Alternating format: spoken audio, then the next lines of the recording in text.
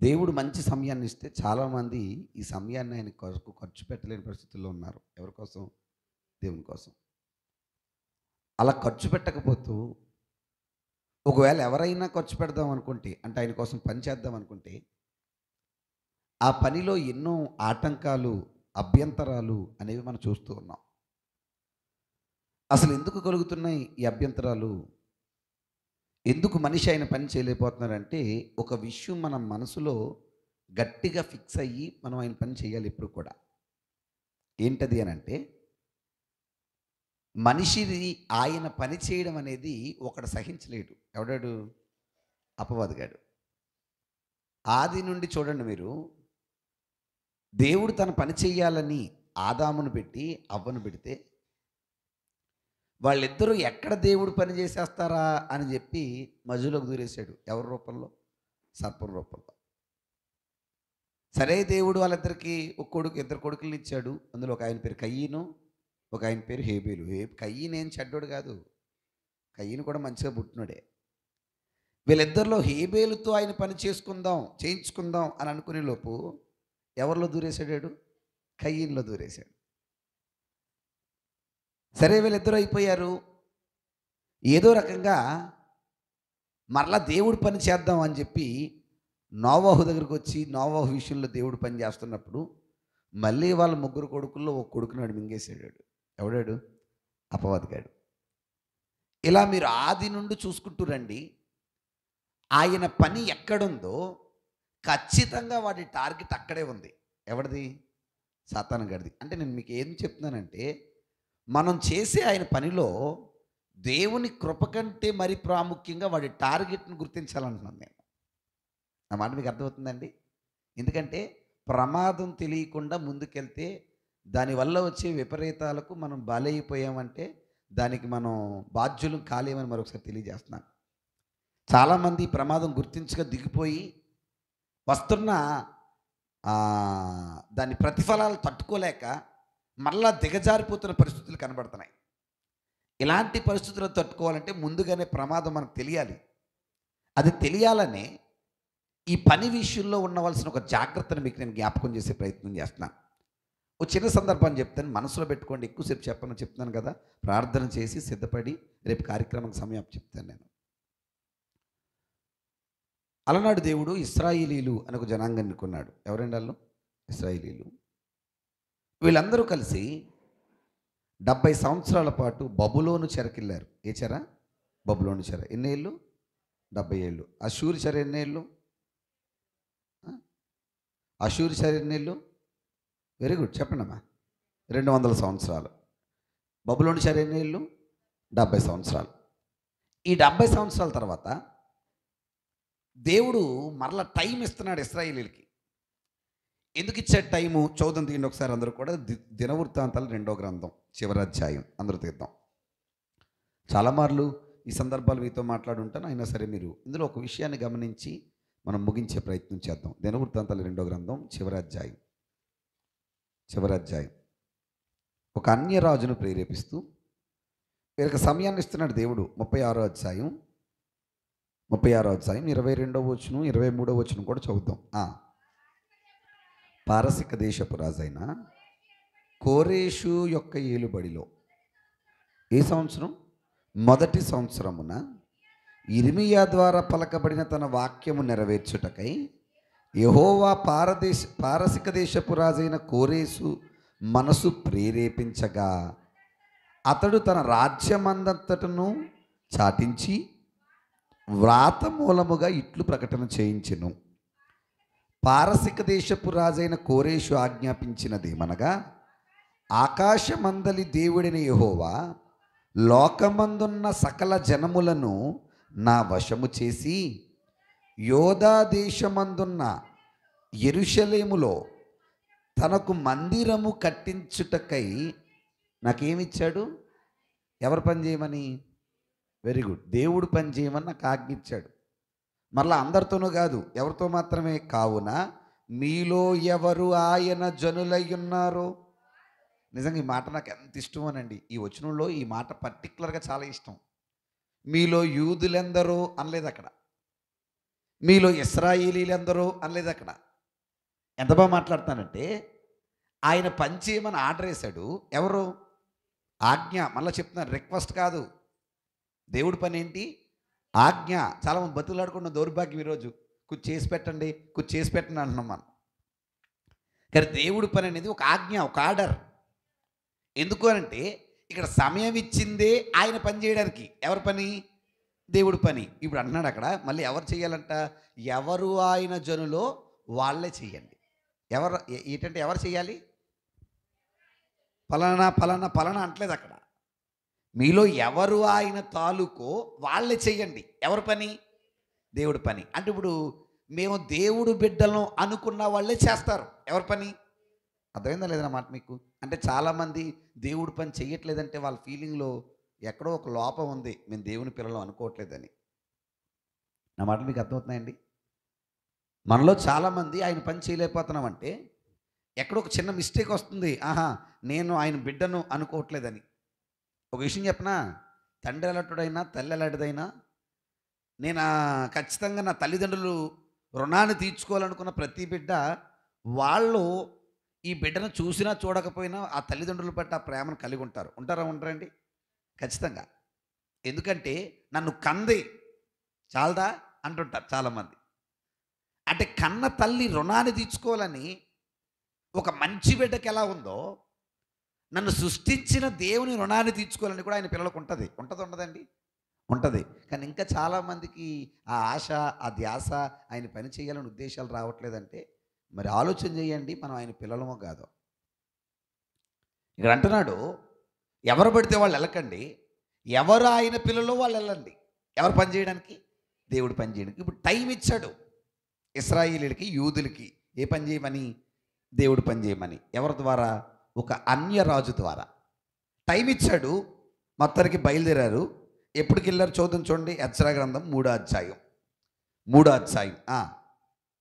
అధ్యాయం ఎజ్రా గ్రంథం 3వ అధ్యాయం. మర్చిపోకండి, ఇదంతా కోరేషు కాలము నుంచి లెక్కించబడుతుంది. ఈ సమయం వాళ్ళు మొదలయ్యేటప్పటికి మొదటి సంవత్సరంలో మొదటి నెలలో ప్రారంభమయ్యారు.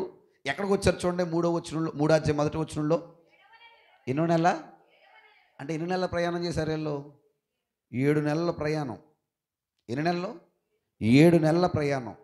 7వ నెలలో ఇశ్రాయేలీలు తమ తమ పట్టణములకు వచ్చిన తరువాత జనులు ఏక మనసు కలిగిన వారై మొత్తానికి 7 నెలలకి ప్రయాణం చేసుకొని ఎక్కడి నుంచి వచ్చేసారు?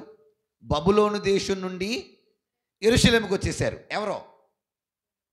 ఆయన పిల్లలైన వారందరూ కూడా వచ్చి ఇప్పుడు రాగానే ఎవరు పని చేయాలి? వీళ్ళు అమ్మా మాట్లాడలేదు. ఎవరు పని చేయాలి? దేవుడు పని. ఎందుకంటే వీళ్ళకి టైం ఇచ్చిందే దానికి, వీళ్ళకి ఛాన్స్ ఇచ్చిందే దానికి, బానిసత్వంలో ఉన్నది వీళ్ళని విడిపించిందే దానికి. దేనికి? ఆయన పని చేయడానికి. అయితే వీళ్ళు వచ్చి 2 ఏళ్ళు తీరుబడిగా ఉన్నారంట దరిదాపుల్లో. ఎన్నేళ్ళు? 1 కాదు 2 కాదు, దరిదాపుల్లో 2 ఏళ్ళు. అంటే 2 12 24 నెలలు చక్కగా సెటిల్ అయిపోయి ఇల్లు కట్టుకొని మొత్తం అన్ని సుఖాలు రెడీ చేసుకొని, మన భాషలో చెప్పాలంటే దేవుడేమో ఓ పని మీద పంపిస్తే వీళ్ళు చేసుకున్నది ఇంకో పని. ఫ్యాన్లు, లైట్లు, ఏసీలు అన్నీ పెట్టుకొని అమ్మయ్య అనుకున్నారు. ఇలా అమ్మాయి అనుకునేటప్పుడు టైం ఎంత తెలుసా? 2 సంవత్సరాలు.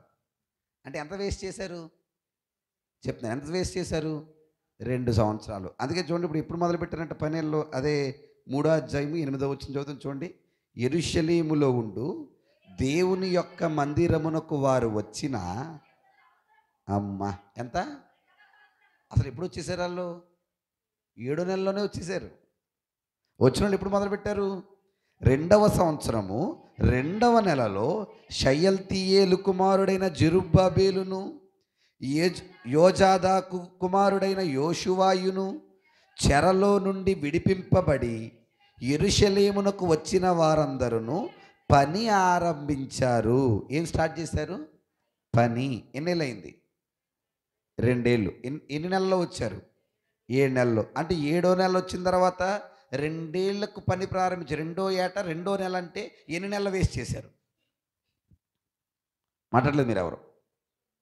దరిదాపుల్లో 1 సంవత్సరం పాడైపోయింది.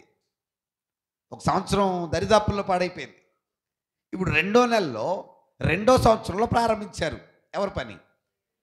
తర్వాత మెల్లగా గుర్తొచ్చిందంట, ఒరే రేపు పంపింది దేనికోసం రా, దేవుడి పని కదా, ఇప్పుడు మనం ఏం చేయాలి, దేవుడి పని చేయాలి. దౌర్భాగ్యం ఏంటంటే దేవుడు టైం ఇచ్చినప్పుడు చేయకపోతే వీళ్ళు చేద్దాం అనుకున్నప్పుడు మళ్ళీ ఆయన అనుకూలత ఇవ్వడం. ఎవరు? దేవుడు. ఇప్పుడు పని ప్రారంభించారు కదా, ఈలోపు ఒక బ్యాచ్ వచ్చిందంట. వినాలి మీరంతా. ఆ బ్యాచ్ ఎవరో కాదు, వాళ్ళల్లో ఉంటూ వాళ్ళు కాని బ్యాచ్ అనమాట. వాళ్ళు వచ్చి ఏం చేశారు, ఓ చిన్న గలిబిలు చేశారు. ఆ గలిబిలు చేయడం వల్ల ఏమైందంటే ఎఫెక్ట్, ఒకసారి 24వ వచనం చదవండి. 4వ అధ్యాయము 24వ వచనం.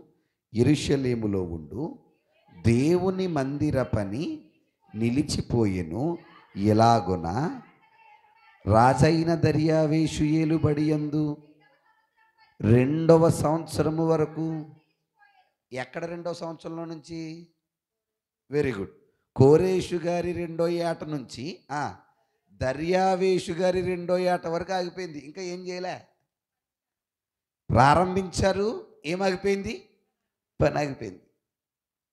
అంటే ఆలోచన చేయండి, వచ్చింది ఎవరి పనికి? దేవుడి పనికి. దేవుడి పనికి వచ్చిన వాళ్ళు 2 ఏళ్ల తర్వాత ఆరంభించారు ఎవరి పని? దేవుడి పని. ఆరంభించిన కొద్ది రోజుల్లోనే ఆగిపోయింది ఎవరి పని? అదేంటండి, పంపిన ఆయన మళ్ళీ ఆగిపోయేటట్టు ఎందుకు చేశాడంటారు? మాట్లాడలే మీరు ఎవరు. ఇక్కడే ఒక అద్భుతమైన విషయం గమనించాలి మనం. పంపిన దేవుడు ఆగేటట్టు ఎందుకు చేశాడంటారు? ఎందుకు? శత్రువులు రాబట్టి, అంతేనా? ఎందుకు ఆగిపోయింది? మాట్లాడేటండి, మీకు యెజ్ర గ్రంథం మనం మాట్లాడుకున్నాం, మీ అందరికి ఐడియా ఉంటుందని నేను పెద్ద ఎక్స్ప్లెయిన్ చేయట్లేదు. చెప్పండి, బంగారు తల్లులు, బంగారు తండ్రులు, వీరబ్రహ్మం గారు చెప్తారు. పంపాడు. ఎప్పుడు ప్రారంభించారు? 2 ఏళ్ల తర్వాత ప్రారంభించారు.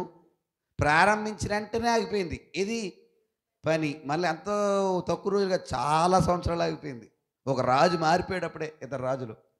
అంత లాగ్ వచ్చింది. ఎందుకురా అంటే అందరూ ఏమంటారంటే మధ్యలో అండి ఇలా కష్టాలు వచ్చేయండి. ఏమొచ్చేయండి? కానీ ఒక మాట చెప్పనా, ఎందుకు ఆగిపోయింది అంటే వీళ్ళు ఆపేలే, ఎవడో రాజు వచ్చి ఆపేలే. ఎవరు ఆపరు తెలుసా? దేవుడే ఆపేశాడు. ఎందుకంటే వీళ్ళ నిర్లక్ష్యం వల్ల. దేనివల్ల? నిర్లక్ష్యం వల్ల. ఏంటి నిర్లక్ష్యం? ఏంటి నిర్లక్ష్యం? ఆ నిర్లక్ష్యం ఏంటో చెప్పడానికి 5వ అధ్యాయంలో 2 ప్రవక్తలు వస్తున్నారు చూడండి. ఎవరా ఇద్దరు ప్రవక్తలైన హగ్గయి, ఇద్దో కుమారుడైన జకర్యా, యెరూషలేము అందున్న యోధా దేశమందున్న యూదులకు ఇశ్రాయేలు దేవుడైన యెహోవా నామమును, అంటే వీళ్ళకి వాక్య అవసరత ఉంది అని గ్యాప్ ఇచ్చాడు. ఆ గ్యాప్ తర్వాత 2 సేవకులను పంపాడు. ఇప్పుడు వాళ్ళు వచ్చి ఏం ప్రకటించారంటే, ఇప్పుడు తీయండి హగ్గయి గ్రంథం, అందరూ తీయండి. హగ్గయి గ్రంథం తీసారండి, చాలాసార్లు చదువుదాం. 2వ వచనం ఒకసారి, మొదటి వచనం చదువుతాం చూడండి. మొదటి వచనం, రాజైన దర్యావేషు ఏలుబడి యందు 2వ సంవత్సరమున 6వ నెల మొదటి దినమున. ఆ సంవత్సరంలోనే ఏమాగిపోయింది? పని ఆగిపోయింది అక్కడ. అప్పుడే దేవుడు మాట్లాడుతున్నాడు ప్రజలతో. ఏమనో చూడండి. ప్రవక్తయగు హగ్గయి ద్వారా యోధా దేశము అధికారియు షయల్తీయేలు కుమారుడైన జెరుబ్బాబేలునకు, ప్రధాన యాజకుడైన యెహోయాదా కుమారుడైన యోవాషునకు యెహోవా వాక్కు ప్రత్యక్షమయ్యేలాగు సెలవిచ్చెను. ఏమనంటే, సైన్యములు కధిపతివి యెహోవా సెలవిచ్చినదేమనగా, సమయం ఇంకా రాలేదు, యెహోవా మందిరము కట్టుటకు సమయం ఇంకా రాలేదని ఈ జనులు చెప్పుతున్నారే. ఆగండి అక్కడ. అంటే ప్రజలందరూ ఏం చెప్తున్నారంట? ఏం రాలేదు? టైం రాలేదు. ఎవరు పని చేయడానికి? ఇంకా గట్టిగా చెప్పనా అమ్మా, మంచిగా మాట్లాడుకుంటే ఆ అధ్యాయం అంతా మీరు చదివితే, ఇంటికి వెళ్ళాక 4 అధ్యాయం చదివితే 100 మంది వచ్చారనుకోండి, ఓ 10 మంది చేద్దాం అనుకున్నారు. ఎవరి పని? ఇప్పుడు ఈ 2వ సంవత్సరంలో కూడా మొదలుపెట్టింది అందరూ కాదు. ఎంతమంది? ఓ 10 మంది. 99 మంది బుజ్జున్నారు. నా మాట మీకు అర్థమైందా లేదా? ఎంతమంది బుజ్జున్నారు? ఎంతమంది చేయాలి పని? దేవుడు ఎంతమందికి ఇచ్చాడు ఛాన్స్? మాట్లాడేటండి. ఎంతమందికి ఇచ్చాడు? అమ్మా, దేవుడు ఛాన్స్ ఎంతమందికి ఇచ్చాడు ఆయన పని చేయడానికి? ఆయన జనులెవరు? అందరూ వెళ్ళండి. వాళ్ళేగా ఇష్టపడి వచ్చారు, బలవంతం చేయలేదు. బలవంతం చేశాడా? ఇష్టపడి చేద్దామని వచ్చారు. వచ్చినప్పుడు చెయ్యాలా వద్దా? ఎందుకు చేయలేదంటే ఇప్పుడు గొడవలు, ఇప్పుడు ఒకటి నన్ను పలానా వాడు అన్నాడండి, నాకు చెప్పలేదండి, నాకు నిద్ర వచ్చిందండి, నాకు కాలు నొప్పండి అని ఒకటి కాదు, రెండు కాదు, అయ్యి బాబోయ్ బోల్డ్ అని సాకులు చెప్పారంట. ఇది చూసిన ఆయనకి సర్రమని మండిపోయింది, ఒక రకంగా చెప్పాలంటే. ఎవరికి? దేవుడికి. వెంటనే ఆపేరా అన్నాడు పని. ఆ మాట మీకు అర్థమైందా? ఎవరు ఆపేమన్నాడు? అక్కడ కనబడుతున్న అన్యరాజు, అక్కడ కనబడుతున్న శత్రువులు కదా ఆపింది, ఆయనే. ఈ మనుషుల్లో ఆయన కొరకు నిలబడే వాళ్ళు ఎక్కువ మంది లేక ఆపించేశాడు.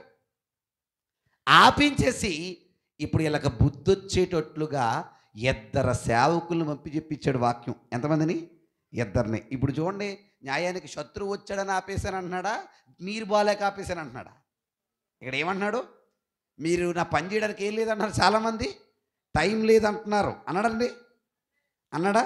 ఒకసారి జకర్యా గ్రంథం కూడా తీయండి. జకర్యా గ్రంథం కూడా తీయండి. ఇది కూడా సేమ్ అదే వచ్చును, అదే సందర్భం. చదువు ఒకసారి. మొదటి వచ్చును. దర్యావేషు ఏలుబడి యందు పని ఆగిపోయింది అప్పుడే కదా, 2వ సంవత్సరమున. ఆయన ఎన్నో నెల? ఆయన 6వ నెల. 2 6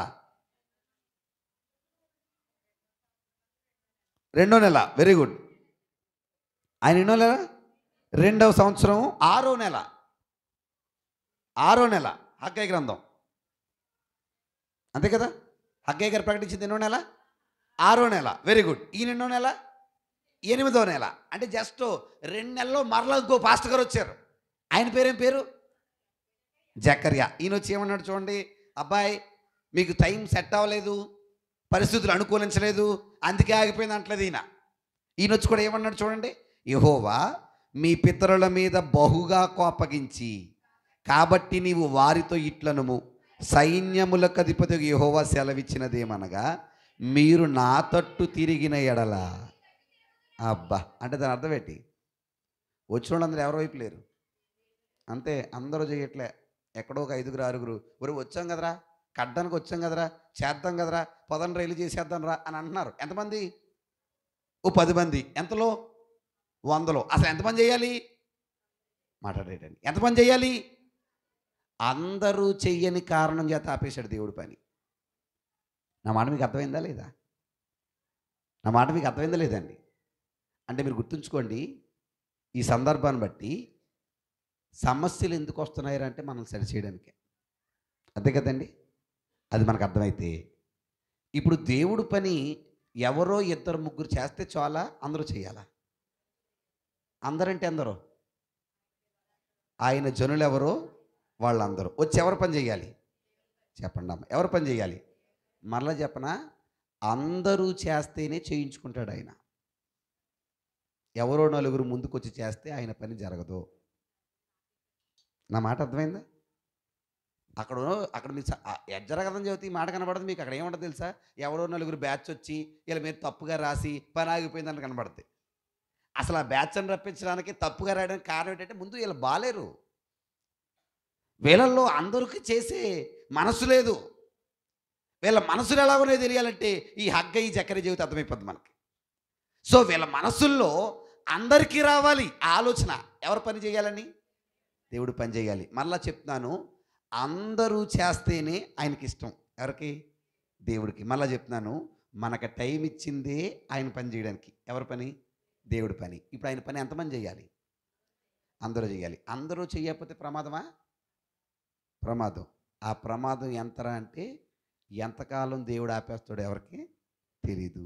ఏ రకంగా అడ్డు వస్తుంది ఎవరికి తెలియదు. అడ్డులు వస్తున్నాయంటే కల కారణం ఆడుబాగోకు ఈడుబాగోకు కాదు, అందరం కలిసి ఎవరు పని చేయక, దేవుడు పని చేయక. నేను వాక్యం ఏమీ చెప్పలేదు ఈరోజు, ఒక మాట చెప్పాను. దేవుడు బంగారం లాంటి బ్రతికిచ్చాడు మనకి. మళ్ళా చెప్తున్నాను, ఏమిచ్చాడు అనకండి, అసలు ఇది ఎవడ ఇవ్వలేడు. ఇది ఎవడ ఇవ్వలేడండి. మీకు చెప్తాను, చెప్పుకోవచ్చు చెప్పుకోకూడదు నాకు తెలియదు. నిన్న కాక మొన్న ఎక్కడో వాక్యానికి వెళ్ళే ముందు ఉదయాన్నే ఓ చోటకెళ్ళి వచ్చాను. మళ్ళీ రాత్రికి ఇంకో చోటకెళ్ళాలి.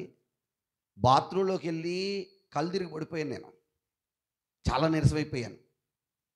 సరే అని చెప్పి ఏదో ఒక గంట పడుకొని లేచి వెళ్దామని చెప్పి పడుకొని లేచి మళ్ళీ వాష్రూమ్కి వెళ్ళేటప్పటికి మీరు నమ్మండి, భయంకరమైన బ్లీడ్ అయిపోయింది బ్లడ్. అందరూ అల్లిపోయారు, నేను అల్లిపోయాను. కానీ నా ముందు ఒక టాస్క్ ఉంది, ఆయన పని చేయాలి. నాకు ఓపిక లేదు. ఎలా ప్రభు అనుకున్నాను, బయలుదేరాను, వెళ్ళాను, చేశాను. ఆ తర్వాత రోజంతా కూడా బాధపడ్డాను. మరలా దేవుడు ఆరోగ్యం ఇచ్చాడు. మరలా చెప్తున్నాను, ఆయన పని చేస్తేనే ఆరోగ్యం, మనం ట్యాబ్లెట్లు వేసుకుంటే కాదు. అర్థమైందా లేదా మీకు నా మాట? నా మాటలు మనసులో పెట్టుకోండి, ఆలోచన చేయండి, పరిశీలించండి. ఒక్కరు కాదు చేయాల్సింది, ఎంతమంది చేయాలి? చాలామంది కనబట్టలేదు ఆయన పనిలో.